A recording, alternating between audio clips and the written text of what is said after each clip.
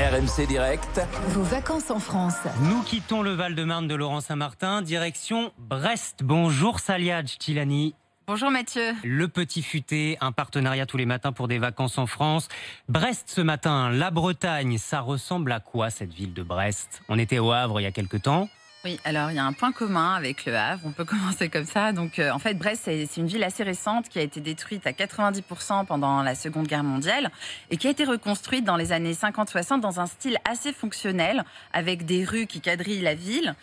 Et donc le centre-ville, il manque un petit peu de charme, il faut bien le dire. Mais heureusement, il y a le château de Brest qui, lui, n'a pas été détruit et qui a résisté au bombardement. Et donc dans ce château, on peut faire la visite du musée de la Marine nationale. Et donc, on peut découvrir tout le patrimoine. Les marins à Brest, Brest ne serait pas Brest sans les marins. Absolument. Et donc, on peut découvrir tout le patrimoine maritime de Brest.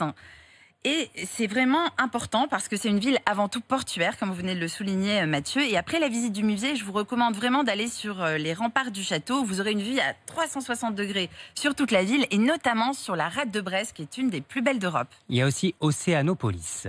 Ah oui, alors Océanopolis, on croit souvent que c'est un simple aquarium, mais c'est beaucoup plus que ça. C'est un parc de découverte des océans du monde entier avec plusieurs pavillons, notamment un pavillon polaire, une vraie banquise de glace où il y a des manchots.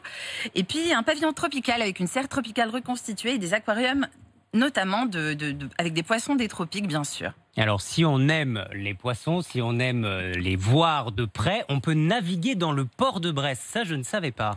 Oui, absolument. Et vous pouvez même aller faire des excursions dans les environs. Donc, c'est un bon camp de base, Brest, si on veut passer des vacances dans le Finistère. Puisqu'on peut aller à la presqu'île de Crozon à seulement 30 minutes de bateau. Et là, c'est vraiment très dépaysant parce que c'est très nature avec des falaises abruptes, des plages de sable fin, des eaux cristallines. C'est vraiment très carte postale. Et pour mieux découvrir la côte, je recommande vraiment de faire des visites guidées en kayak de mer. Donc, c'est un des spécialistes, c'est Sylvain Mahé. Vous le trouverez facilement sur la presqu'île, tout le monde le connaît. On conseille aussi l'île d'Ouessant, c'est pas très loin, 2h30 de traversée. Mais à Brest, on ne va pas à Brest sans manger de crêpes. Allez, l'adresse, le conseil Petit Futé ce matin. Alors, c'est la crêpe blé noir, donc c'est dans le vallon du Stangalard. Donc, c'est le poumon vert de la ville.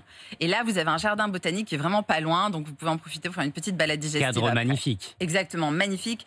Et il préserve plus de 2000 espèces végétales, donc c'est pas rien, elles sont en voie de disparition. On salive tous les matins avec Salia Djilani, le Petit Futé, vos vacances en France.